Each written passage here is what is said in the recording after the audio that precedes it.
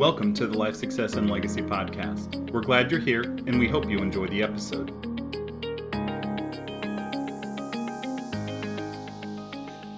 Hey, good morning to all our listeners out there in the Life Success Legacy podcast world. Chris Bay here, Mike Everett, and a guest appearance, cameo appearance from Michael Crawford, who makes this thing actually happen. Hey, Mike. Hello. And Mike. Good morning. Good morning. Hey, we got something special that we're celebrating today with the podcast. What's going on? Somebody shot us a little bird whispered in our ear. What's going on there, MC? Well, today's our official 100th podcast. All right. Yeah. So we've been talking a lot of hot air for a long time on this podcast about IBC. Yeah. We started this back in 2016, Crawford? Yeah, the original recording was final edited on March 4th of 2016. I don't know when I officially posted it because we were using a different platform back then, but the final edit was March 4th of 2016. Couple of years ago. Couple of years. We probably look exactly the same, Everett. Of course, the good news is back then we weren't doing it on Zoom, so there was no video. Yeah, it was we didn't know what we looked like. Our golden voices. Yeah. Oh my gosh. Hey, MC, a couple of us on this team are data nerds. Do you have any, just for our listeners, to give them some context? So we started back then, and the only people listening was probably us, right? Right. Yeah, we were slow burn there for a long time because we never really promoted this outside of our website and maybe just a few social media posts. Mm-hmm. And so we famously, Mike Everett said, "This is silly, this won't even work." And then a month or two later, when we had a couple hundred listeners, he was like, "Oh, this is genius. I thought this was going to be successful." And but yeah, a couple of very simple statistics is that for the last several months, probably upwards of 6 months, we've had listeners in all 50 states, including DC. And so that's kind of cool. When we started this, we kind of felt like our reach would be pretty localized, but it turns out we've had a much broader reach. We switched to a different podcast host probably in 2018 or 2019. I don't actually remember the exact date. Since we've switched to that host, we've had over 47,000 total show listens. When you consider we only release every other week, that's not a bad total to me. I think that's pretty exciting number. And maybe the last statistic is that on average, 83% of our listens are what they consider impactful listens, meaning that they are more than 75% of the podcast. And that means that I feel like we have decent content and people actually want to finish the podcast. They're not starting it and going, "These guys are dorks," and shutting her off. And so there's kind of a bit of pride there. When I was reading averages, the average for most podcasts is under 80%. People strive for 70 to 75%. And so to have 83% impactful listens, as they call them, it felt pretty good. It felt like a really good proof of concept for what we've been doing and how we've been presenting it. I'll be curious to see what the impactful listens are for this episode. Yeah, exactly. Right. They're like, talk about IBC, quit talking about your podcast, right? Right. Oh my God. Well, actually, for those of you who are interested in IBC, we typically dig into the stories and the details and all those kinds of things. But actually, what we're going to do today is we're going to kind of take a then compared to now, a then and now view over the time frame that Mike Everett has been connected with IBC. So Mike, for you, that has been about 17 years you've been involved Just with entering IBC? my 17th year. Okay. So what I want to do is set Mike up with giving us some contrast for our listeners so that you all get a sense of what has happened in the evolution of IBC from someone who was mentored by Nelson Nash, who's been involved for 17 years with IBC, which is really a relatively short amount of time when you think about it. But there's been significant changes over those years. So Mike Everett, you ready for me to ask you some questions? Come on, let's make All it right. happen. So one of the things that I'm curious about is when you think about the clients, our listeners, right? These people who are interested in IBC. And what I want to know is, how were you attracting, finding people to talk to, clients, etc., compared to now, what it looks like, if you can contrast that. And one of the pieces that I'm especially interested in, when you first were teaching me and mentoring me, you said you got to find your third circle, right? Yeah. So one of the things I'm curious about is, did you actually follow your own teaching with that third circle early on in the beginning years? And then like what percentage are actually from that third circle compared to now, what percentage are from that third circle? All right. So I'm gonna back up even a little bit. Okay. I remember when I first learned about IBC, and I read this book a number of times, and I thought, my gosh, this has got to be awesome. So, obviously there was a number of ways in which we connected with Nelson. The first thing I did was I called him. He answered the phone at the Infinite Banking office, which was just blew me away. This is before we did this kind of format. So if you wanted to hear him speak, you had to actually go to where he was going to be. So I remember he had an event in Phoenix, in Scottsdale. I went. He had an event in Birmingham. I went. He had an event in Dallas. I went. He had an event in Cleveland. I went because I wanted to know what was going on with this thing. So my whole first year, he was just doing these crazy 8 to 9 hour presentations. And he had, you remember the old plastic thing? What was the thing? The overhead projector. Yeah. He took his own overhead projector and he had a file of these clear plastic sheets where he was doing the presentation. We didn't know what PowerPoint was. We didn't know what Keynote was. And he would just go on. And of course, all of us who've heard Nelson heard his stories and just all kinds of stuff. So the 10 hours, the 10-hour course of instruction was real.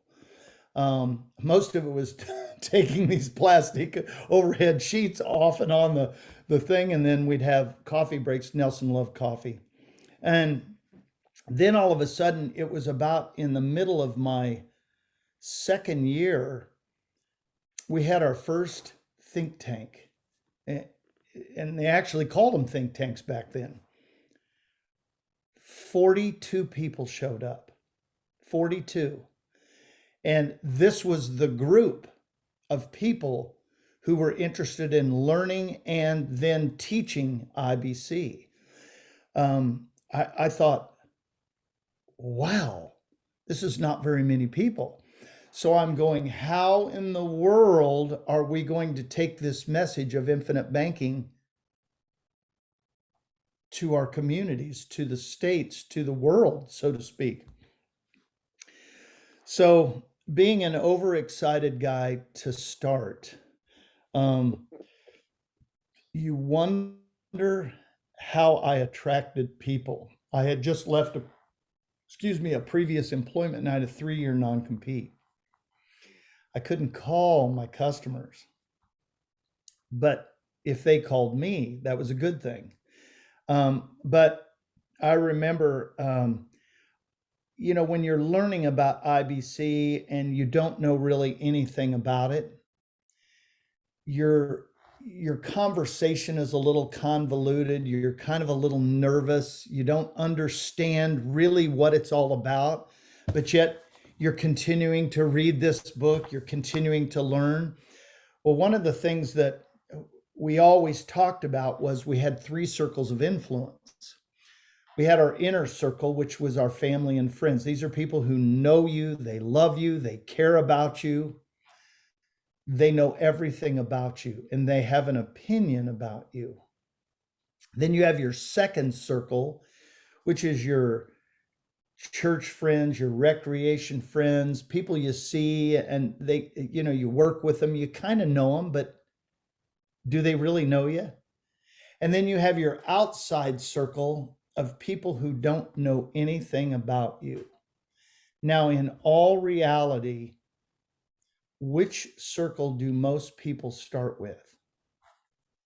The inner circle, the very first circle. These are the people that care about you. Now, being an overexcited guy who I'm going to tell you, and I'm going to say this out loud to our listeners, I was involved in every multi-level marketing thing that came down the pike.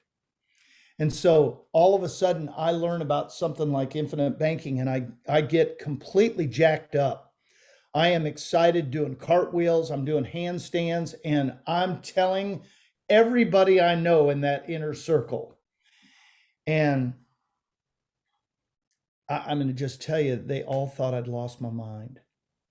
Every single one of them. These are people who knew me. They had an opinion about me, and it was almost like they said, yeah, Mike, what are you involved in now? So I know we have a number of people who are agents, educators, coaches of IBC. I would encourage you, if you are brand new, do not start with your inner circle. You can go to your second circle and your third circle because you are going to be sharing things with people and their eyes will roll back in their heads and they'll go, what in the world are you talking about? So I'm telling you, I spent too much time in my early years because this is the eternal problem with most of the people that get involved with IBC, because they haven't taken enough time to learn really what's going on in this book. And yet they want to go out and tell people that they know and love about this. Bad idea. So where I really started after I realized and tripped and fell on the sidewalk a number of times, I skinned my chin, my knees, my arms, my hands. I started talking to anybody and everybody I could at the grocery store, at the hardware store, while I was pumping gas in my truck, and I had a wad of business cards in my hand, and I was telling everybody I could. Now, one of the things that we talk about here, just a second here. I've got to go grab something real quick so everybody's still paying attention. This is good. This is good podcasting right here. Yes, it is. We know we're pro level at this point. We are pro level. So, we kind of shoot from the hip quite a bit.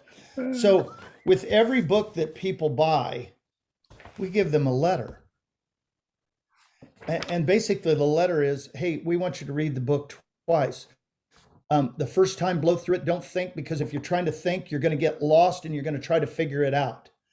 The second time, get your highlighter and your pen out, write down questions and ideas, highlight stuff that's important to you the second time through, and go to page 50. But now here's the whole catch to the thing. After you finish the book, call us and set up a time so we can go over all your questions and ideas. It's that simple. But let's say you go through our process. Life, Success, and Legacy has a process. You go through the webinar, you read the book, we go through a one-on-one where we're talking about things, we do a client conversation, we then do a boot camp, and then we actually present you a strategy with your own numbers. So there's that 8 to 10 hours we're talking about right there. One of two things is going to happen. You're either going to go, Mike, this is absolutely unbelievable. Let's go. What do we do next? Or you're going to go, Everett, you have lost your mind. Now, let's just pretend it's the second part. If you say, Everett, you've lost your mind, we're actually going to give you your $20 back for the cost of the book, and we're going to donate $100 to your favorite church or charity. And we're going to walk away. We're still going to high five. We're still going to shake hands. and you still are going to be able to learn a little bit more about IBC on your own time. So there's zero pressure for anyone and everyone who comes to the table with life success and legacy. And then on top of that, we don't charge for our time and energy after we get going. So back to the original question, which I've kind of gone as usual. I started in the wrong circle, and I learned very quickly that if you're gonna have conversations with people, you've got to study Nelson's book. You've got to get a little bit concrete with people about what their dreams are right away. So questions that we would always ask is if there was a way or a process out there where you could recover 100% of the cost of every car you might purchase the rest of your life, is that something you would be interested in? It's either yes or no, and I'm okay with either. You know, people ask me what I do for a living. We help people be more efficient with their cash flow. We help homeowners understand where their cash is coming and going and why it's going there. We explain wind current. We explain how to change that. We explain all kinds of things that's going on in that book. But I could go a million different directions as usual. So what I'd like, you started dipping then into your third circle, finding a way to do that. Yes. And then what I'd like for you to do is contrast with what it looks like today. Oh, man. I remember when all of a sudden I realized that the amount of people that I needed to talk to needed to grow.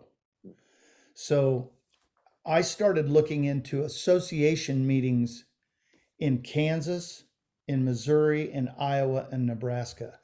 So we would go to dental events. We would go to chiropractic events. We would go to doctor events. We would go to all kinds of events. And of course, this is before I knew anything about what I needed to do. I got 30 to 40 of these books and I'd put them out on a table with my business cards on a table. Had no idea what I was doing. And all I'd do is I would talk about IBC. We would go to these chiropractic events. And of course, you had like a little 8-foot table. And literally all I had was books and business cards. Then all of a sudden I started looking around and I go, man, these people, they have like tablecloths. They had brochures. They had all kinds of stuff. And I didn't have any of this stuff. So this printer back here, I started figuring out how to use like a trifold. I'd create these trifold brochures. Flyers, yeah. Yeah, I ordered myself a little 8-foot tablecloth for my table. And then as we progressed, we got a backdrop. Man, we got professional looking, like slick looking business cards. And I thought, man, I have arrived. Well, then all of a sudden we started to create full-time running videos on a screen. I mean, there was all kinds of stuff, but it was all kind of just a culmination of what happened over time. But yet then when people says, oh, I want to buy a book, well, then what do I do now? It was like all of a sudden we had to walk through the content of the book. We had to walk through. Now, I had no idea what an Excel spreadsheet was. I couldn't even spell Excel during the time frame. And so once they said, hey, I'd like to see a plan and so I remember my very first Excel spreadsheet. I didn't know what formulas were. It took me 21 hours to do one plan. And if the client wanted any kind of change in that plan, I'm telling you, it would take me 3 to 4 hours just to make a change in that plan because I didn't know what formulas. I didn't realize you could put a formula on a thing and drag and drop and go. And I remember the first time I learned formulas, I went from 20 hours to like 2. Mm-hmm. And I thought, look at all of this time frame. I've got to go play golf now. This is awesome. So, we were doing all this, but every single person got a presentation and an individualized plan personally.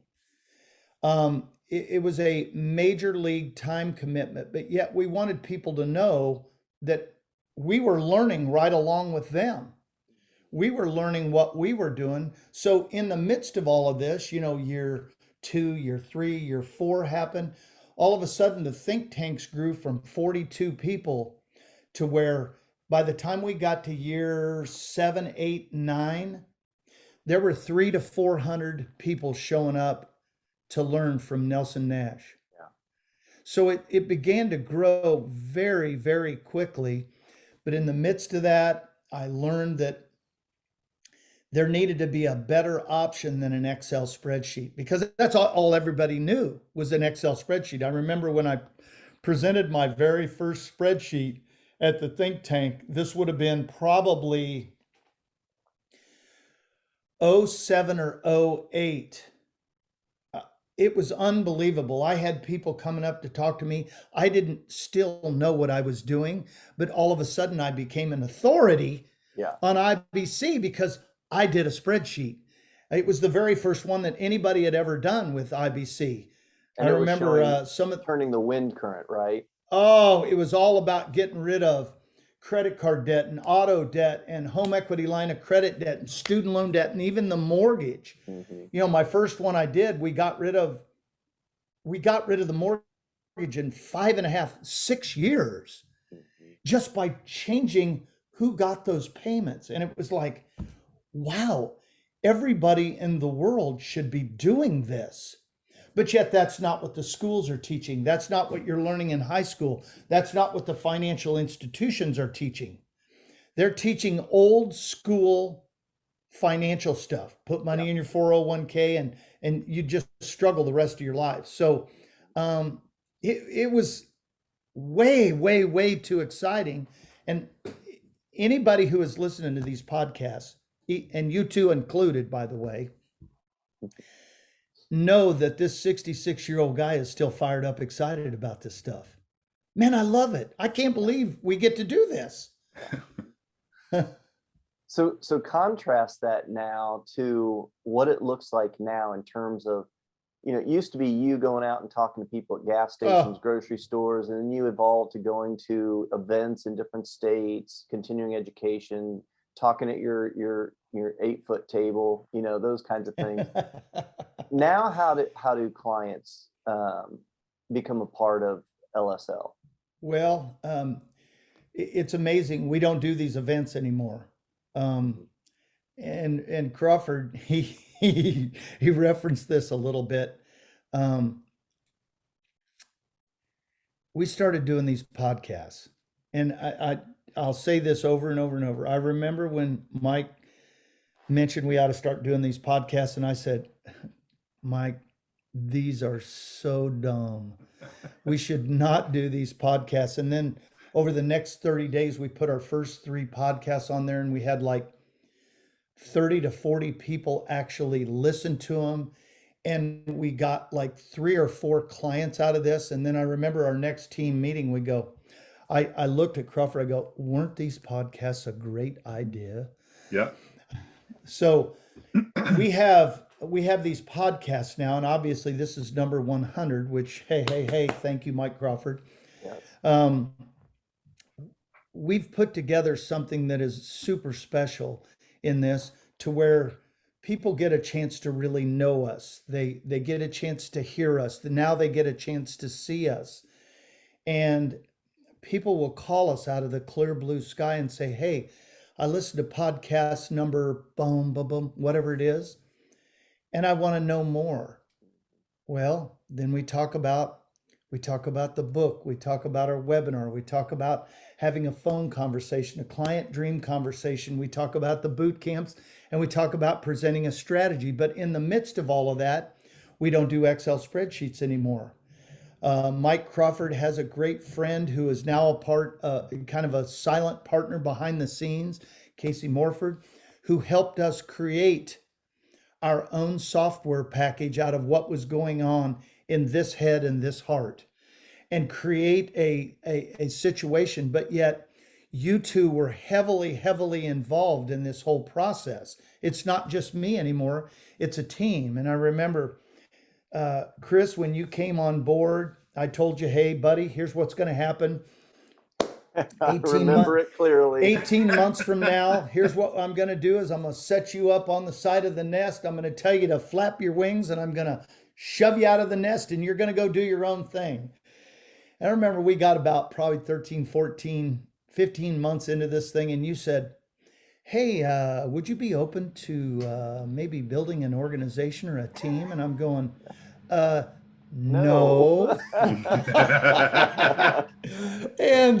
And in the midst of all of that, we started to wander down this pathway of building a team. Now, literally, we have 5 people on our core team. If you would have told me this 15 years ago, I'd have said, kind of like doing my own thing. Don't touch me. Don't get near me. Wow. But yet now we've got this incredible thing. So I want to share with our listeners, I've been doing Zoom type calls with people all over the country for 15 years. So when the pandemic hit, this was not a blip on the screen for us.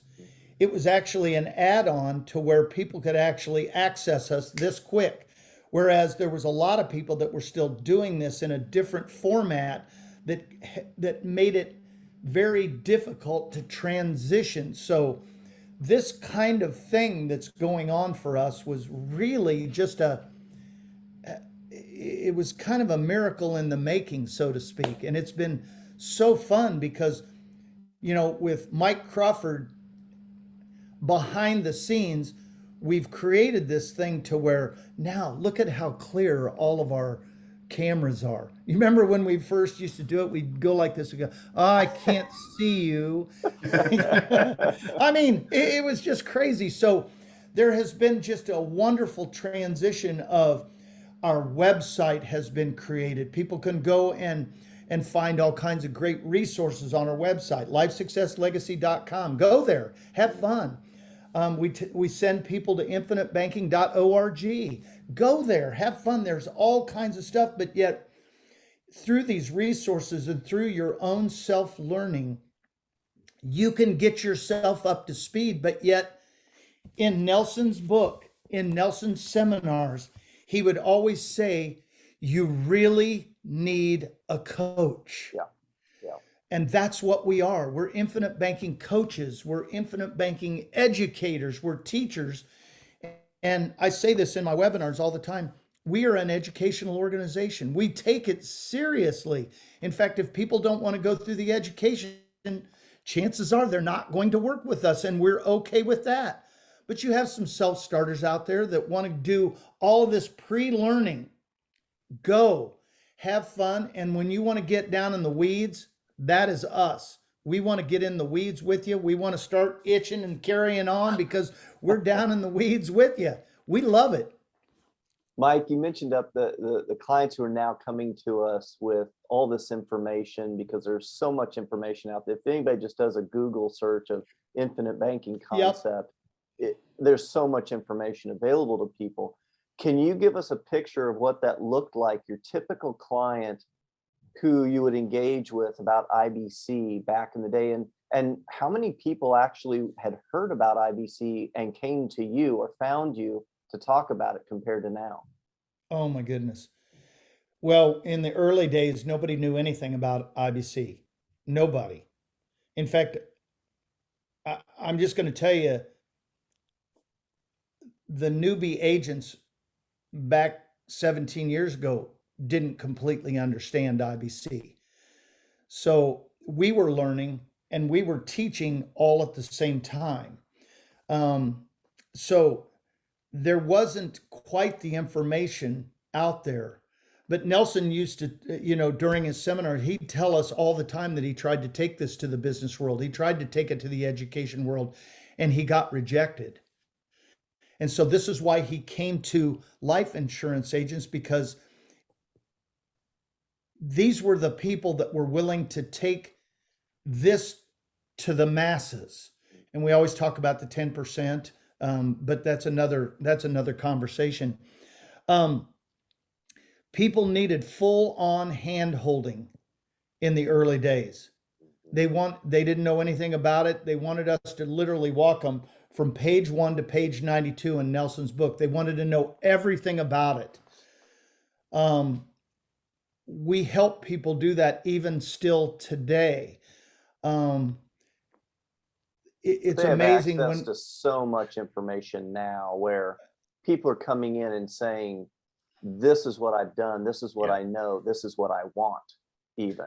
Yeah. Well, and I think like we've seen that influx of clients, especially during the pandemic when things were locked down. We had I'll say a higher level of pre-educated clients coming to the table and finding us through different avenues, unlike 15 years ago when you were doing this originally, Mike. I don't think you had people coming to you from your website, even if you had one, regardless of how good or bad it was, because people didn't know what to look for. It didn't exist in the ether as it is, and so that amount of information that people can gain, and that's what we want to do, is provide quality information on the internet so that when people find it, hopefully they're finding information that is true to Nelson's teachings.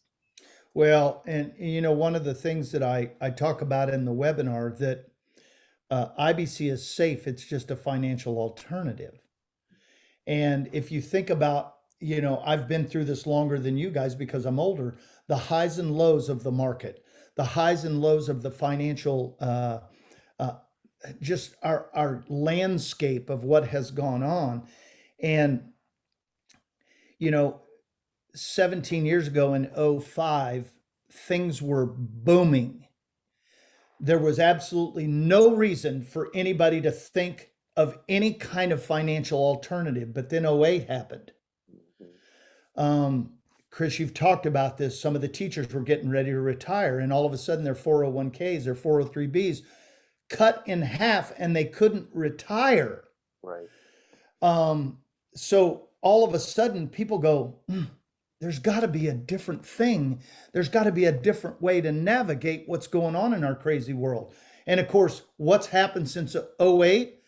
More messes, more mess after each mess. And so really, this is now brought to real life for us, the need, the want, the desire for us. It's even a responsibility to teach a different alternative for people in their financial world and where they're going. So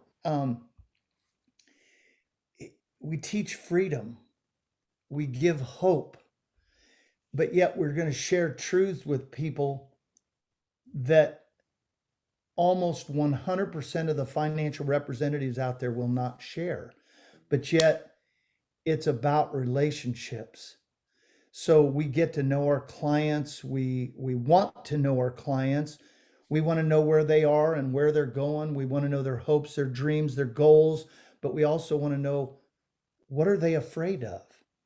And so, in our process, we actually get to know our clients. And Chris, you've said this a number of times, our clients then become our friends.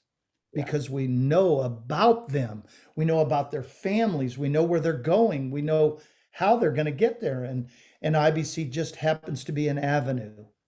Well, and I'll lay down a little nugget of data as well. Crawford shared some data about the podcast earlier, but in our business, it used to be us going out and hitting the streets and going to all these different state events and all that.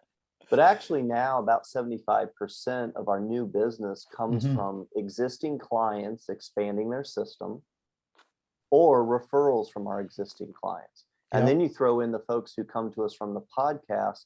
You think about that. I mean, those are all really passive relationships that start, and then we just go from there. And it's a lot of fun. Mike, we've talked about, as we wrap up here, we've talked about a lot of the things that have changed in your 17 years. What I want you to do is give you a second to think about this. I want you to think about what has not changed, what has been consistent throughout your 17 years of being involved with IBC and helping people experience financial freedom.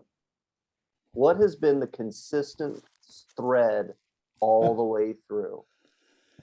The consistent thread has been this guy right here and his 92-page book. We literally take Nelson's book to heart. We know what's in the book. And if you've listened to the podcasts, you know we know what's in this book. We've walked through chapter by chapter over the last year and a half, almost two. Nothing in the book has changed, but yet lots of things have changed outside the book. Our financial landscape has changed. Nothing in the book has changed. The design of the policy has not changed, but yet I'm going to step over the line here just a little bit. You've got people who are actually teaching IBC in a wrong way because it's all about commissions. Yeah. And we take this really seriously, that we utilize Nelson's book in the way it was properly written, and we have adopted all of these concepts. So we don't veer off very far. There's got to be a real, tangible reason for us to veer away from Nelson's book. So for all of these listeners out here, we are infinite banking coaches, period. We do IBC all day long. We don't do med sups. We don't do property casualty. We don't do all of the nonsense that's out there in the financial world. We don't do IULs. We don't do ULs. We do dividend paying whole life insurance designed for infinite banking, period. And each and every client who goes through our process knows this. They know it on the front end.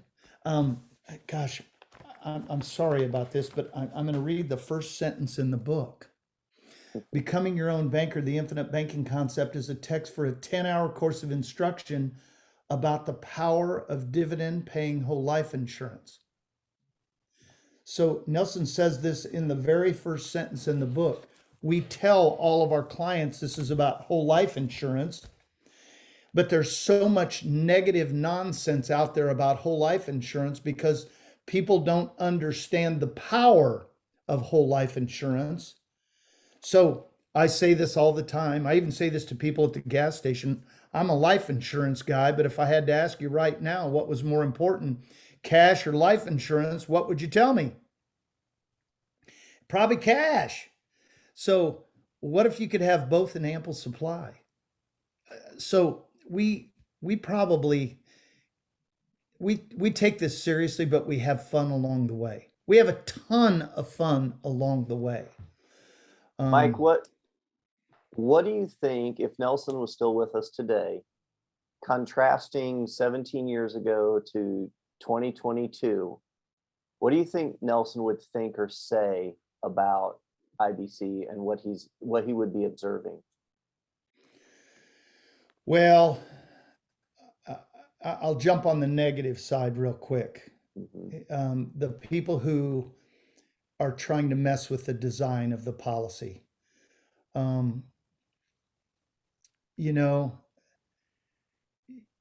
There's all kinds of ways to slice the pie. There's all kinds of ways to design the policy, but Nelson designed the policy in his book a certain way, knowing full well that we wanted people to be able to create something that they could utilize today, but how important is something 25 and 30 years from now? So I know there's maybe one or two people that are going to listen to this that are probably going to disagree, which is fine with me. I don't really care. Shame on those people that are trying to slice the pie in a different way, design the policy in a different way that's not going to benefit the client. We are here 100% for the clients. He would say that infinite banking has come a long way. He would be oh so thankful for, I'm just going to praise our team right here for the way in which we have studied, for the way in which we have engaged with our clients, for the way in which we have shown them how to utilize the policy in a way that was benefiting them and their family to where they could build wealth while getting out of debt, but yet knowing full well that there is an end game. And I'm going to go to page 72 real quick. I'm sorry. I know you've got to go, Chris, but there are a number of bullet points right here on page 72 that everybody should learn. I'm going to read the middle bullet point. When death benefit occurs, the system becomes self-sustaining. For Mike Everett and his family, when I started this at age 50, I really didn't think that IBC was going to be a thing for me. What I was doing was I was pumping money into premiums and policy loan repayments, but knowing full well that I'm going to be the first male out in our family, and that the death benefit would be generated into our family. And then all of a sudden, the pool that we have available, and if you've read Nelson's book, you know what the pool is. The pool would be something that our entire family would access. I didn't have grandkids at the time. I got grandkids now. So all of a sudden, their ability to be able to utilize the dollars for college, to utilize the dollars to purchase homes, to utilize the dollars for their kids. That'd be my great grandkids. So this thing is absolutely unbelievable.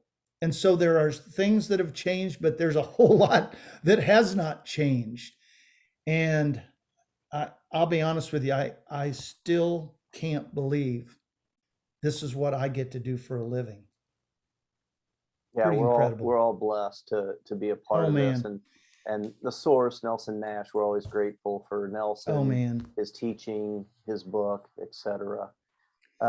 Mike Everett, you've earned your keep today, my friend. It was fun. Usually I've got a whole bunch of questions here on my page, and I think I asked about 2 of them, right? I didn't have to. No, man, you did exactly what we were hoping, and that is to give us a contrast of where IBC has evolved in the past 17 years.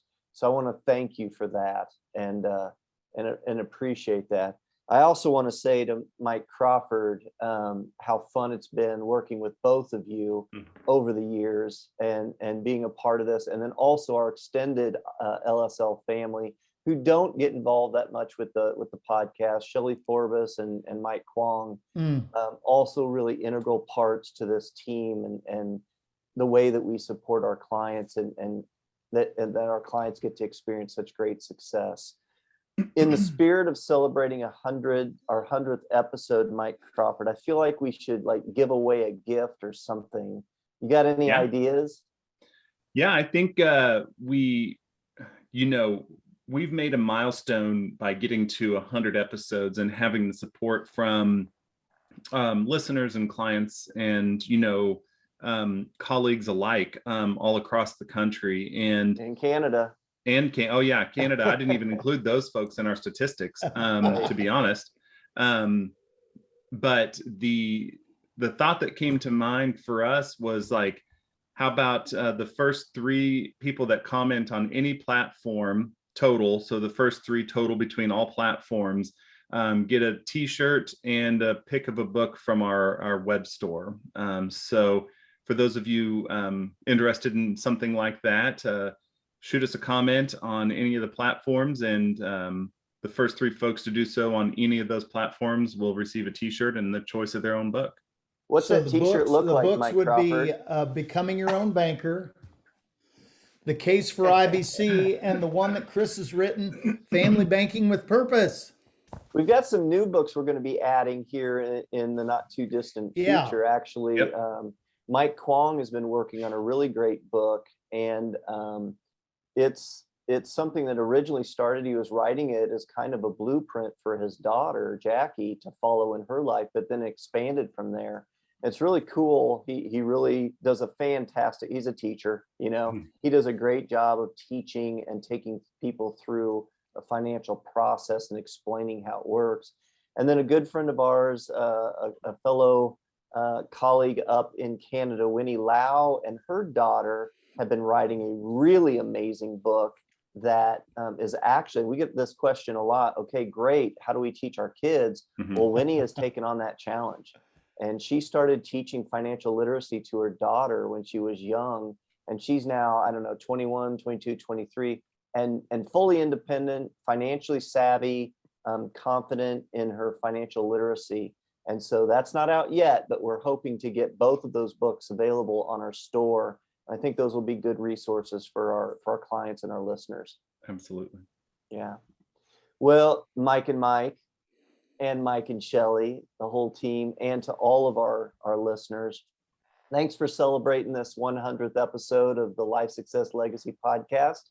We will get back to boot camp questions. By the way, my wife said, hey, you need to tell your listeners to submit questions or topics that people want to listen to.